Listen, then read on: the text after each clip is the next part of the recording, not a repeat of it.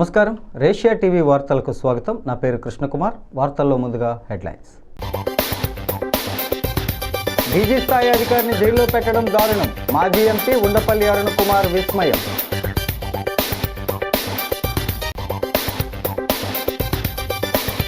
River ఫ్రంట్తో రూపురేఖలు మారనున్నాయి. 9వ డివిజన్లో MLA Adireddy పర్యటన.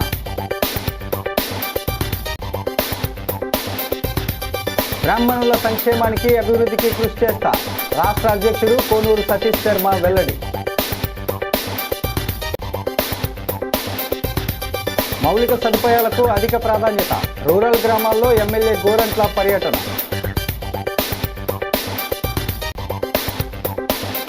లాల చెరువులో ఉచిత మెగా మెడికల్ క్యాంపు సందర్శించిన ఎమ్మెల్సీ సోము, మాజీ ఎమ్మెల్సీ ఆదిరెడ్డి. ఇక డీటెయిల్స్ చూస్తే, చాలామంది ఐపీఎస్ ఐఏఎస్లు నాకు స్నేహితులుగా ఉన్నారని, అందులో పిఎస్ఆర్ ఆంజనేయులు ఒకరని మాజీ ఎంపీ ఉండవల్లి అరుణ్ కుమార్ అన్నారు. ఆయనను అరెస్టు చేసి జైలుకు పంపిన తరువాత చూడటానికి వెళ్ళినట్టు స్థానిక ధర్మంచెర కమ్యూనిటీ హాల్లో సోమవారం జరిగిన మీడియా సమావేశంలో వెల్లడించారు. ఆయన మాట్లాడుతూ, ఒక డీజీ స్థాయి అధికారిని జైల్లో పెట్టడం ఇదే ఫస్ట్ టైం అని, ఇలాగైతే భవిష్యత్తులో పోలీస్ వ్యవస్థ పనితీరు తీవ్ర ప్రశ్నార్థకం అవుతుందని వ్యాఖ్యానించారు. జగన్ తప్పు చేస్తే జగన్ని జైల్లో పెట్టాలే కానీ పోలీసులను జైల్లో పెట్టడం ఏమిటని ప్రశ్నించారు. ఒక ముంబై నటి తనపై రేప్ జరిగిందని, ఆ కేసులో ఉన్న పారిశ్రామికవేత్త సహకారంతో తనను కోర్టుకి హాజరు కాకుండా ఈ విధంగా జగన్ ప్రభుత్వం నిర్బంధించిందని చెప్పారని ఆయన తెలిపారు. ఇష్యూ ఇది నిజంగా రేప్ జరిగితే, రేప్ విక్టిమ్ని ఇలా చేయగలిగితే ఎందుకంటే ఇంక ప్రభుత్వాలు, అది జగన్ ప్రభుత్వం అని చంద్రబాబు ప్రభుత్వం అని, అలా ఈయన మన పవన్ కళ్యాణ్ గారు యాక్ట్ చేశారు. వకీల్ సాబ్ చూసారా? అందులో ఏంటి కన్సెంట్. ఎవరైనా సరే అమ్మాయి రెగ్యులర్గా బ్రోతల వృత్తిలో ఉన్న అమ్మాయి అయినా సరే అతను బుక్ చేసుకుని డబ్బులు పే చేసి తీసుకెళ్ళి సెక్స్ కోసం అని పట్టుకెళ్ళిన అమ్మాయి అయినా సరే కన్సెంట్ లేదు అంటే కుదరదు. అదే జడ్జిమెంట్. అందులో అదే ఈయన పవన్ కళ్యాణ్ గారు వాదించాడు. నిజం అది కరెక్ట్, లాలో కరెక్ట్. అది భార్య అయినా సరే కన్సెంట్ లేదు అంటే తీసుకెళ్ళి రేప్ కేసు కింద బుక్ చేసి లోపలేస్తారు. అది లా. ఇప్పుడు మామూలుగా అన్నీ కూడా మన ఆంధ్రప్రదేశ్కి సంబంధించిన పోలరైజేషన్ వచ్చింది. ఐపీఎస్లో ఒక గ్రూపు తెలుగుదేశం, ఒక గ్రూపు వైసీపీ, అలా పోలరైజేషన్లో ఉన్నారు. కానీ ఇది ఆఫీసర్ల యూనియన్లు ఇవి కాదు, ఇది అసలు లీగల్ పాయింట్. ఇది మరి ఎందుకు రైజ్ చేయలేదో వాళ్ళు మొన్న కోర్టులో నాకు అర్థం కాల. కోర్టులో రైజ్ చేయాలి, అసలు ఎలా అరెస్ట్ చేస్తారండి అని. నువ్వు ఒకటి మాట మాత్రం జడ్జి గారు అన్న మాట ఒకటి, మరి హైకోర్టులో ఉన్నాడో జిల్లా కోర్టులో ఉన్నాడో ఎక్కడ ఉన్నాడో కానీ జడ్జి గారు ఒక మాట అన్నట్ట, ఒక కామెంట్ బెంచ్ మించి, అసలు మీరు కేసు చదివి తీసుకొస్తున్నారా అని. కేసు అంతా చదువుకుని తీసుకొస్తున్నారా? ఊరికే అరెస్టు తీసుకురావడం, రిమాండ్, ఎందుకంటే రొటీన్ అని అడిగారని చెప్పి చెప్పారు, ఎవడో పంపించాడు. సో డెఫినెట్గా this is going to be A larger debate. ఇలా చేయటం, వితౌట్ కోర్టు పర్మిషన్ తీసుకురావటం, పోలీసుల్ని ఒక రకంగా పార్టీ కార్యకర్తలుగా మార్చేసే ప్రయత్నం చేస్తే మామూలు జనం పరిస్థితి, ఏ పార్టీకి సంబంధం లేని జనం. ఇప్పటివరకు నాకు తెలిసి పోలీసు వ్యవస్థ మీద ఎన్ని రకాల విమర్శలు ఉన్నా, బ్యాడ్ కామెంట్స్ ఉన్నా, ఏమున్నా, వరల్డ్లో మోస్ట్ పవర్ఫుల్ పోలీస్ ఎవరు అంటే ఇండియన్ పోలీసే వరల్డ్లో. ఎందుకంటే వీళ్ళకున్న అధికారాలు ఎవరినైనా తీసుకెళ్ళి 24 hours లోపల వేసేయచ్చు. అలాంటి అధికారాలు ఉన్న పోలీసు. అధికారాలు అలా ఎందుకున్నాయంటే వాళ్ళు దుర్వినియోగం అనుకున్నట్టుగా జరగలేదన్నమాట. మనం ఇక్కడ ఉన్న వాళ్ళు ఎవరిని మనం వేయలేదు ఎప్పుడు. మన పోలీసు వాళ్ళు, అందులో మీరు జర్నలిస్టులు రోజు పోలీసుల మీద రాస్తుంటారు, అవి రాస్తుంటారు. మిమ్మల్ని పట్టుకెళ్ళి ఎప్పుడు ఎవరిని వేయలేదు కదా. ఈ మధ్యన వేస్తున్నారు. అది ఈ మధ్యన కూడా ఎవరిని వేస్తారంటే వాళ్ళ పార్టీకి వ్యతిరేకం జర్నలిస్టులు ఉంటే వేస్తారు. నగర ప్రజల 15 ఏళ్ల కళ నెరవేర్చేందుకు 8 కోట్లతో రివర్ ఫ్రంట్ పనులకు ఈ నెల 7వ తేదీన శంకుస్థాపన చేస్తున్నట్లు ఎమ్మెల్యే ఆదిరెడ్డి శ్రీనివాస్ చెప్పారు. 9వ డివిజన్ పరిధిలోని వెంకటేశ్వర నగర్లో 90 లక్షలతో నిర్మించనున్న రోడ్డు పనులకు ఆయన కొబ్బరికాయ కొట్టి శంకుస్థాపన చేశారు. అనంతరం ఆయన మాట్లాడుతూ, రాజమండ్రిని టూరిజం హబ్గా తీర్చిదిద్దే క్రమంలో రివర్ ఫ్రంట్ పనులకు శ్రీకారం చుట్టామని, అప్పర్ ప్రామినేట్ ముందుగా చేస్తున్నామని, లోయర్ ప్రామినేట్ పనులకు ఇరిగేషన్ వారి నుంచి అనుమతి రావాల్సి ఉందని, వచ్చాక ఆ పని కూడా 14 కోట్లతో చేస్తామని, దీంతో మొత్తం 22 కోట్లతో రివర్ ఫ్రంట్ పూర్తవుతుందని ఆయన చెప్పారు. నెక్స్ట్ లెవెల్కు వెళ్లడం అంటే ఇది అని ఆదిరెడ్డి వాసు అన్నారు. వైసీపీ హయాంలో వెంకటేశ్వర నగర్ రోడ్డుకు నిధులు మంజూరైనా అక్కడ తమ ఓటర్లు లేరనే తప్పుడు భావనతో కక్షపూరితంగా సంవత్సరాల తరబడి ఈ రోడ్డు వేయలేదంటూ విమర్శించారు. రాజమహేంద్రవరం సిటీలో అభివృద్ధి కార్యక్రమాలు కొనసాగుతూనే ఉన్నాయి. గత 5 సంవత్సరాలు మీరు చూసినట్లయితే అభివృద్ధి అనేది పరిమితంగా కొన్ని ప్రాంతాలకే పరిమితమైంది. అవసరమైన చోట చేయకుండా అనవసరమైన అన్నీ కూడా చేసుకుంటూ ప్రజాధనాన్ని దుర్వినియోగం చేసుకుంటూ వెళ్ళారు. ఉదాహరణకి ఈ రోజున 9th వార్డు వెంకటేశ్వర నగర్లో ఒక రోడ్డుకి ఈ రోజున శంకుస్థాపన చేయడం జరిగింది సుమారు 90 లక్షలతోటి. శాంక్షన్ అయిన రోడ్ని సంవత్సరాలుగా కాలయాపన చేస్తూ కేవలం కక్షపూరితంగా. ఏంటి కక్ష అంటే మాకు వాళ్ళు నచ్చరు, వాళ్ళు మా ఓటర్లు కాదు. ఓటర్లు అన్న వాళ్ళు ఎప్పుడు కూడా శాశ్వతంగా ఒక దగ్గర ఉండరు. వాళ్ళని ఆకర్షించుకొని అభివృద్ధి కార్యక్రమాలు చేస్తే మీ ఓటర్లు అవుతారు. ఆ జ్ఞానం కూడా లేకుండా వైసీపీ వాళ్ళు కార్యక్రమాలు చేశారు. ఈ రోజున తెలుగుదేశం, బీజేపీ, జనసేన కూటమి అధికారంలో వచ్చిన తర్వాత ఈ 10 నెలల్లో సుమారు 100 కోట్ల పైన పనులు 7వ తారీఖున,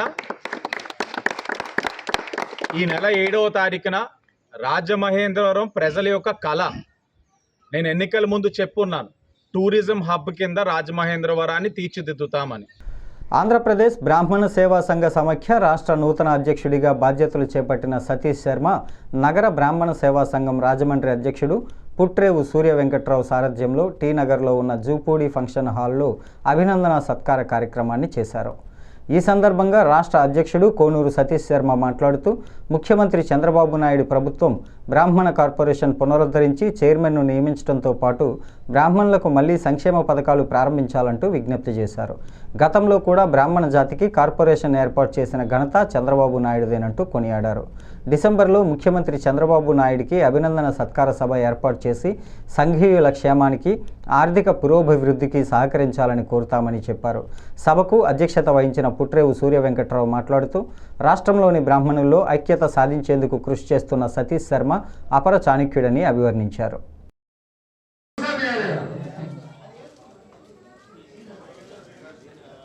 3 రోజుల క్రితమే జరిగింది. మరి అన్నవరం పట్టణానికి చెందినటువంటి ఏదైతే భారతదేశంలో అటు ఆల్ ఇండియా బ్రాహ్మణ ఫెడరేషను, ఇటు ఆంధ్రప్రదేశ్ బ్రాహ్మణ సేవా సంఘ సమాఖ్య బీజం ఏర్పడినటువంటి ప్రాంతం రాజమహేంద్రవరం ప్రాంతం.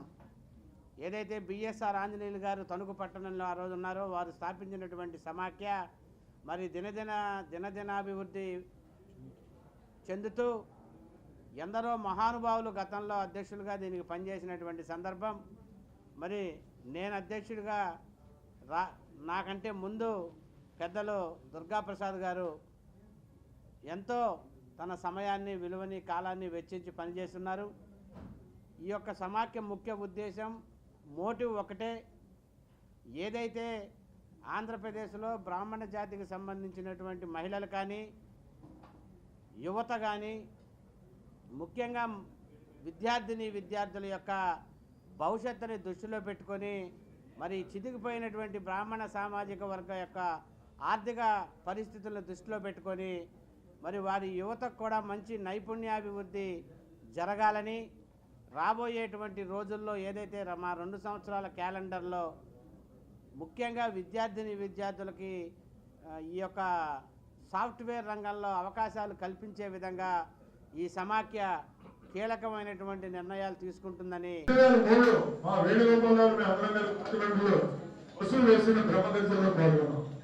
అదే బ్రహ్మదర్శనలో మన కోనూరు సతీష్ శర్మ గారు మహాప్రస్థానాన్ని ప్రారంభిస్తూ ఈ కార్యక్రమానికి పోదుకొని ఏదైనా సరే త్యాగాన్ని చూపించాలి, బ్రాహ్మణ ఐక్యత సాగాలనే ఉద్దేశంతో వారు ప్రస్థానం ప్రారంభించాలంటే ఆయన ప్రారంభం అలా ఎదిగి వైస్ ప్రెసిడెంట్ అయి ఎంపీ చేస్తూ మనకి రాష్ట్రం విడిపోయిన వచ్చేసేటప్పటికి బ్రాహ్మణ అంటే గౌరవ గ్రామాల్లో ప్రజలకు మౌలిక సదుపాయాలకు అధిక ప్రాధాన్యత కల్పించి పనులు పూర్తి చేస్తున్నామని కూటమి ప్రభుత్వం గ్రామాలను అన్ని విధాలుగా అభివృద్ధి చేసేందుకు సాయశక్తులా కృషి చేస్తుందని రాజమహేంద్రవరం రూరల్ శాసనసభ్యుడు గోరంట్ల బుచ్చయ్య చౌదరి పేర్కొన్నారు. తొర్రేడు గ్రామంలో నూతనంగా నిర్మించిన తెలుగుదేశం పార్టీ కార్యాలయాన్ని ప్రారంభించారు. అలాగే గ్రామంలో 81 లక్షల రూపాయలతో నిర్మించిన సీసీ రోడ్లు, డ్రైన్లు, వెంకటనగరం గ్రామంలో 29 లక్షల రూపాయలతో నిర్మించిన సీసీ రోడ్లు, ధవళేశ్వరం గ్రామంలో 77 లక్షల రూపాయలతో నిర్మించిన సీసీ రోడ్లను ప్రారంభించారు. అలాగే ధవళేశ్వరం గ్రామంలో 3 కోట్ల 1 లక్ష రూపాయలతో వాటర్ ట్యాంకులు నిర్మించేందుకు శంకుస్థాపన చేశారు. గోరంట్ల మాట్లాడుతూ తొర్రేడు గ్రామంలో పార్టీ కార్యాలయాన్ని ఏర్పాటు చేయడం చాలా అభినందనీయమని, గ్రామంలో 81 లక్షల రూపాయలతో సీసీ రోడ్లు, డ్రైన్స్ ప్రారంభోత్సవం చేసుకున్నామని, మరిన్ని పనులు చేసేందుకు అంచనాలు సిద్ధం చేశామని అన్నారు.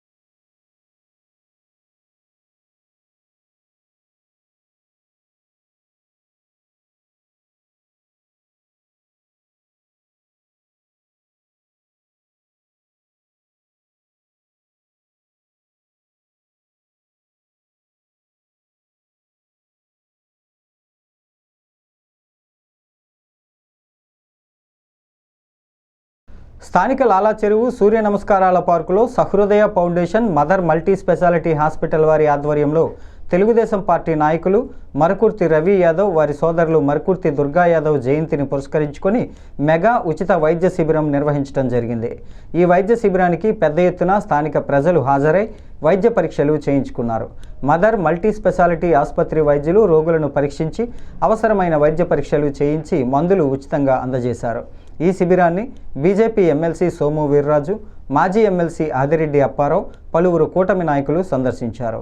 ఈ శిబిరం నిర్వహించిన మరకుర్తి రవి యాదవ్, మరకుర్తి కుమార్ యాదవ్లను అభినందించారు. స్వచ్ఛంద సేవా సంస్థలు నిర్వహిస్తున్న ఇటువంటి మెగా వైద్య శిబిరాలను పేద మధ్యతరగతి ప్రజలు సద్వినియోగం చేసుకోవాలంటూ కోరారు. ఇటువంటి కార్యక్రమాలను భవిష్యత్తులో మరిన్ని నిర్వహించాలంటూ ఆకాంక్షించారు.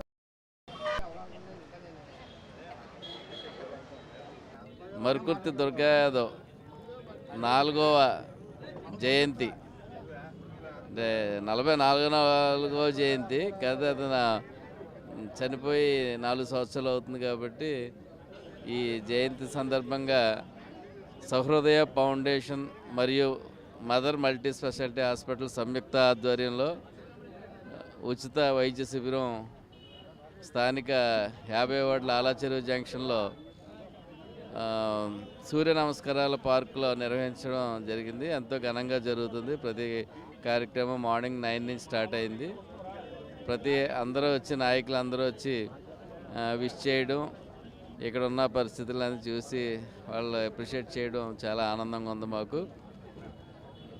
ఈరోజు ఇంత మంచి కార్యక్రమానికి సహకరించిన స్నేహ బృందానికి, అలాగే సహచరులకు అందరికీ పేరు పేరున ధన్యవాదాలు తెలియపరుచుకుంటూ, ఈరోజు మే 5వ తారీఖున మరకుర్తి దుర్గా యాదవ్ పుట్టినరోజు సందర్భంగా సహృదయ ఫౌండేషన్ ఆధ్వర్యంలో మదర్ మల్టీ స్పెషాలిటీ హాస్పిటల్ ప్రోత్సాహంతో భారీ మెగా మెడికల్ క్యాంప్ని నిర్వహించడం జరుగుతుంది. కావున ప్రతి ఒక్కరు కూడా ఈ క్యాంప్ని ఆదరించారు. ప్రతి ఒక్క పేదవాడు కూడా వచ్చి వైద్యం తీసుకోవటం కానీ, మందులు తీసుకెళ్ళటం కానీ చాలా బాగా జరుగుతుందని చెప్పి ఆశాభావంతో, భగీరథుని జీవితం నుంచి మనం స్ఫూర్తి పొందాలంటూ జిల్లా కలెక్టర్ పి ప్రశాంతి పిలుపునిచ్చారు. కలెక్టరేట్లో భగీరథ మహర్షి జయంతి వేడుకలలో పాల్గొని ఆయన చిత్రపటానికి పూలమాలలు వేసి ఘనంగా నివాళులర్పించారు. పలువురు అధికారులు కూడా ఈ కార్యక్రమంలో పాల్గొన్నారు. ఈ సందర్భంగా కలెక్టర్ మాట్లాడుతూ, దివి నుంచి భూమికి గంగను తీసుకొని రావాలన్న భగీరథుని లక్ష్యం చిత్తశుద్ధి, కఠోర సాధన ద్వారానే సాధ్యమయ్యిందంటూ చెప్పారు. భగీరథుని జీవితం నుంచి ప్రతి ఒక్కరూ స్ఫూర్తి పొందాలన్న ఉద్దేశంతో ఆయన జయంతి వేడుకలను జరుపుకుంటున్నామని పేర్కొన్నారు. గంగను దివి నుంచి భూమికి తీసుకురావాలన్న లక్ష్యాన్ని చిన్నతనంలోనే నిర్దేశించుకొని నిరుత్సాహపడకుండా ప్రయత్నించి సఫలీకృతమయ్యారని అన్నారు. వయస్సు చిన్నదైనా లక్ష్యం పెద్దది అని, అయినా అకుంఠిత దీక్షతో అనుకున్న లక్ష్యాలను సాధించిన వ్యక్తి భగీరథుడని ఆమె అన్నారు. సో నేను చెప్పడానికి ఒక కథలా ఉన్నా లేకపోయినా ఒక వ్యక్తి సక్సెస్లా ఉన్నప్పటికీ దాని ద్వారా మన అందరం కూడా స్ఫూర్తి పొందాలి. మనం ఏ చిన్న విషయానికైనా ఈరోజు అవ్వదు. వర్షం పడుతుంది కదా, బయటికి వెళ్ళాం, లేకపోతే కొంచెం కష్టం వచ్చినా లేకపోతే చిన్న చిన్న ఇబ్బందులు వచ్చినా కూడా మనం ఫైట్ చేయడాన్ని విడిచిపెట్టేస్తాం. సో అది మనము ఫైట్ చేయటం లేదు, మనలో లోపం ఉంది అని మనం ఎప్పుడూ అనుకోము, సర్కమ్స్టెన్సెస్ లోపం అని మనం అనుకుంటాం. సో మనల్ని ఎదుటి వాళ్ళు ఏదో ఆపుతున్నారు, మన చుట్టూ ఉన్న పరిస్థితులు మనల్ని ఏదో ఆపుతున్నాయి మనం ఎదగడానికి అని ఒక నమ్మకము, ఒక బిలీఫ్తో మన జీవితాన్ని గడిపేస్తూ ఉంటాం. కానీ పరిస్థితుల్ని ఎదుర్కొనే శక్తి నాలో ఉంది, పరిస్థితుల్ని దాటి సాధించగలిగే శక్తి నాలో ఉంది అని చాలా తక్కువ మంది అనుకుంటారు. అలా అనుకున్న వాళ్ళే చరిత్రలో ఇలా ఉంటారు. నిజమైన నివాళులు ఇస్తూ మనల్ని మనం అభివృద్ధి చెందేటట్టుగా చేస్తాం. సో ఈ మంచి అవకాశాన్ని ఇచ్చిన మీ అందరికీ కూడా ధన్యవాదాలు. మరోసారి భగీరథ జయంతి శుభాకాంక్షలు. చిన్నపిల్లల్లో దాగి ఉన్న క్రీడా నైపుణ్యాన్ని వెలికి తీసేందుకు జిల్లా పోలీస్ కార్యాలయంలో ఉన్న పోలీసు స్పోర్ట్స్ కాంప్లెక్స్లో తూర్పుగోదావరి జిల్లా పోలీస్ శాఖ ఆధ్వర్యంలో సోమవారం నుంచి పోలీస్ సిబ్బంది పిల్లలకు సమ్మర్ స్పోర్ట్స్ కోచింగ్ క్యాంపును జిల్లా ఎస్పీ డి నరసింహకిషోర్ ప్రారంభించారు. ఈ సందర్భంగా ఎస్పీ మాట్లాడుతూ ఈ సమ్మర్ స్పోర్ట్స్ కోచింగ్ క్యాంపును జిల్లా పోలీసులందరూ సద్వినియోగం చేసుకుని తమ పిల్లల్లో నైపుణ్యత పెంపొందించాలని అన్నారు. ఈ సమ్మర్ కోచింగ్ స్పోర్ట్స్ క్యాంపు మే 5వ తేదీ నుంచి మే 31వ తేదీ వరకు నిర్వహిస్తామని, ఉదయం 6 గంటల నుంచి 8 వరకు, సాయంత్రం 4 గంటల నుంచి 7 గంటల వరకు షటిల్, టెన్నిస్, క్రికెట్, వాలీబాల్, యోగాలో కూడా శిక్షణ ఇస్తామన్నారు. ఈ ఆటలలో శిక్షణ ఇచ్చేందుకు గాను ప్రత్యేకంగా పీఈటీ కోచ్లను నియమించడం జరిగిందని అన్నారు.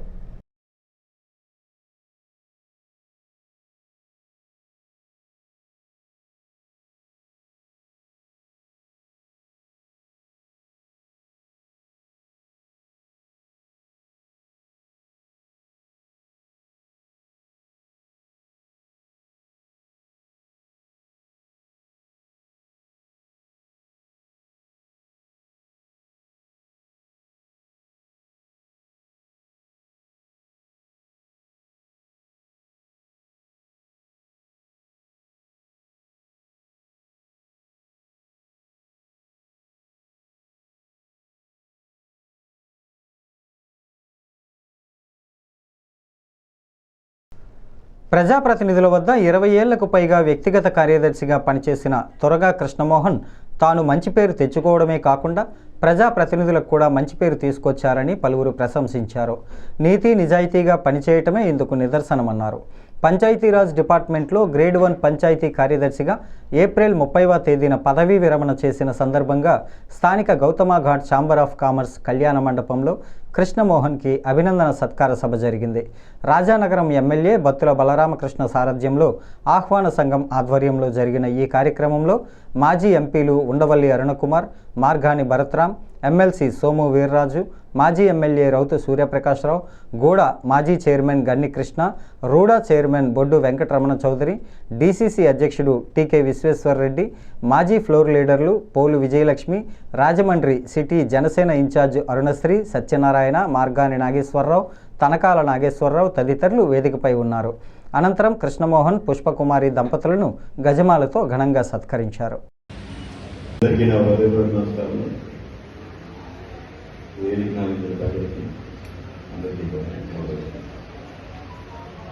ఈరోజు కృష్ణమోహన్ గారు రిటైర్మెంట్ జరుపుకుంటున్నాం, కానీ ఆయన అందరి దగ్గర పనిచేసిన అనుభవం ఎవరికి కూడా ఏ విధంగా పెద్దలు చెప్పినట్టు ఎక్కడా కాంట్రవర్సీ లేకుండా అందరికీ మంచి సలహాలు ఇస్తూ మంచిగా రాజమండ్రిలో ఉన్న ప్రముఖులు అందరికీ దగ్గర ఆయన వర్క్ చేయడం వల్ల నా ఉద్దేశం రాజమండ్రి అభివృద్ధిలో ఆయన పాత్ర చాలా ఉందని ఆశిస్తున్నాను. అదేవిధంగా ఇప్పుడు ఈ రిటైర్ అయిపోయినా సరే మీ యొక్క అనుభవం రాజమండ్రి ప్రజలకు చాలా అవసరం. మీరు ఏ విధంగానైనా సరే అందరికీ కూడా ఉపయోగపడతారని మనస్ఫూర్తిగా కోరుకుంటున్నాను. చేవలేని పాలకదద్దమ్మలు చట్టసభల్లోనూ సమర్థులు పోరాటాల్లోనూ ఇదే మన ప్రజాస్వామ్యమని రాష్ట్రీయ ప్రజా కాంగ్రెస్ ఆర్పీసీ ప్రధాన కార్యాలయంలో జరిగిన పార్టీ వారాంతపు సమావేశంలో వ్యవస్థాపక అధ్యక్షుడు మేడా శ్రీనివాస్ పాలనా వైఫల్యాన్ని ఎండగట్టారు.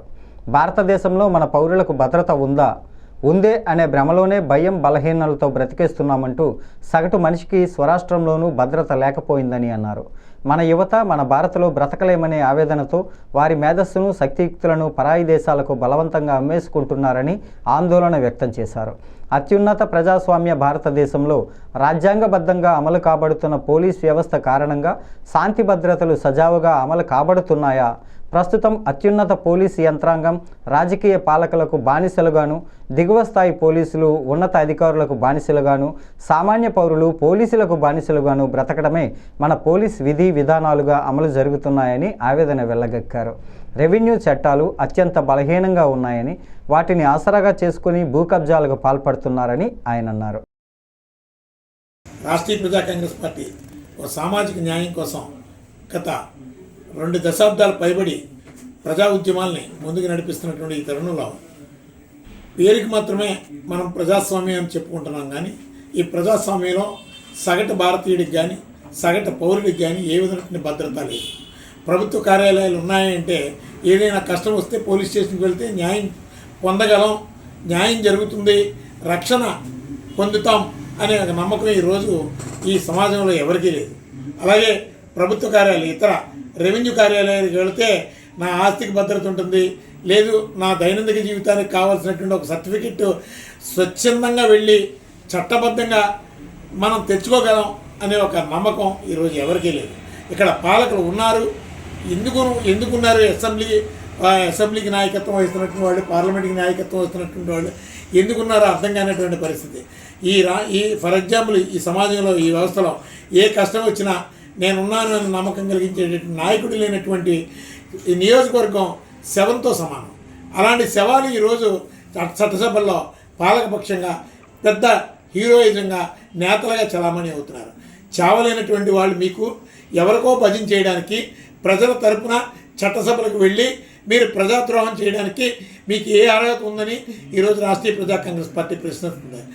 కులగణనపై మోడీ ప్రభుత్వం తీసుకున్న చారిత్రాత్మక నిర్ణయాన్ని స్వాగతిస్తున్నట్లు Rajamundry rural assembly BJP co convener, రాష్ట్ర నాయి బ్రాహ్మణ కార్పొరేషన్ డైరెక్టర్ యానాపు యేసు అన్నారు. ఈ సాహసోపేత పారదర్శకమైన చర్య సామాజిక వ్యవస్థను బలోపేతం చేయడం వైపు ఒక ముఖ్యమైన అడుగు అని పేర్కొన్నారు. ఎందుకంటే బ్రిటిష్ ప్రభుత్వం 1931లో నిర్వహించాక అప్పటి నుంచి షెడ్యూల్ కులాలు, షెడ్యూల్ తెగల డేటా తప్ప జాతీయ స్థాయిలో అధికారిక కులగణన జరగలేదని, దశాబ్దాలుగా ఖచ్చితమైన డేటా లేకపోవడం ఇతర వెనుకబడిన తరగతులు, ఇతర అణగారిన వర్గాలకు సంక్షేమ విధానాలను రూపొందించడం, అమలు చేయడంలో ఆటంకం కలిగించిందన్నారు. 94 సంవత్సరాల తర్వాత ఈ ప్రక్రియను పునరుద్ధరించాలనే మోడీ ప్రభుత్వ నిర్ణయం పారదర్శకతకు, బీజేపీ నిబద్ధతకు నిదర్శనమని అన్నారు. భారతదేశ ప్రధాని శ్రీ నరేంద్ర మోడీ గారికి ప్రత్యేక ధన్యవాదాలు. ప్రధానమంత్రి నరేంద్ర మోడీ గారు క్యాబినెట్లో తీసుకున్న నిర్ణయం ఏదైతే ఉందో కులకలం, దీన్ని పూర్తి స్థాయిలో స్వాగతిస్తున్నాం. 1931లో ఆనాటి బ్రిటిష్ ప్రభుత్వంలో ఆనాడు కులగలం చేపట్టారు. ఆ తర్వాత 90 ఏళ్ళ తర్వాత ఇవాళ శ్రీ నరేంద్ర మోడీ గారు ప్రధానమంత్రి గారు ఈ యొక్క వెనకబడిన జాతుల కోసం సాహసపూర్వమైన నిర్ణయం తీసుకోవడం వల్ల ఇవాళ వెనకబడిన జాతులు అనేక జాతులకి మేలు జరగడం, అలాగే రాజకీయాల్లోకి దూరంగా ఉన్న వివిధ తెగలకు, జాతులకు మేలు జరిగేలాగా వారు ఒక నిర్ణయం, ఇది సాహసపూర్వమైన నిర్ణయం. ఎందుకంటే స్వతంత్రం వచ్చి అనేక సంవత్సరాలు అయినా జాతీయ స్థాయిలో ఇవాళ శ్రీ నరేంద్ర మోడీ గారు వారు ఒక మంత్రివర్గం తీసుకున్న ఈ ఒక నిర్ణయాన్ని పూర్తి స్థాయిలో మేము నాయి బ్రాహ్మణ కార్పొరేషన్ స్టేట్ డైరెక్టర్గా ఈ విషయాన్ని స్వాగతిస్తూ ఈ విషయం ఏదైతే నరేంద్ర మోడీ గారు తీసుకున్న నిర్ణయానికి వారికి ప్రత్యేక ధన్యవాదాలు తెలుపుతూ రాజమహేంద్రవరం గ్రామీణ మండలం పిడిరగొయ్యి గ్రామ పంచాయతీ పరిధిలో జరుగుతున్న ఉపాధి హామీ పనులను రూరల్ మండల పరిషత్ అభివృద్ధి అధికారి డి శ్రీనివాసరావు ఆకస్మికంగా తనిఖీ చేసి రికార్డులు పరిశీలించారు. ఈ సందర్భంగా ఎంపీడీఓ శ్రీనివాసరావు మస్తర్ వెరిఫికేషన్ చేసి కూలీలతో మాట్లాడారు. రోజువారీ వేతనం 300 వచ్చేలాగా పనిచేయాలని, ప్రతి ఒక్కరూ ప్రధానమంత్రి యోజన బీమా తప్పనిసరిగా చేయించుకోవాలి అంటూ తెలియజేశారు. పని ప్రదేశంలో ఫస్ట్ ఎయిడ్ కిట్స్, నీడ, తాగునీరు ఉండేలాగా చూసుకోవాలని ఫీల్డ్ అసిస్టెంట్కు సూచించారు. అదేవిధంగా ప్రతి కుటుంబానికి 100 రోజులు పూర్తి అయ్యేలాగా పనులు సిద్ధం చేసుకుని జాబ్ కార్డుదారులు అందరినీ పనికి తీసుకురావాలని పేర్కొన్నారు.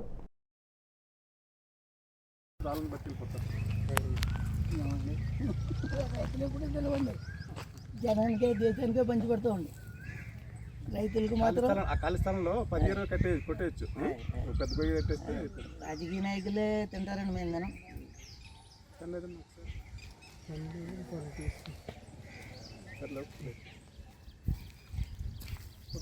ఈ వార్తలు ఇంతటితో సమాప్తం.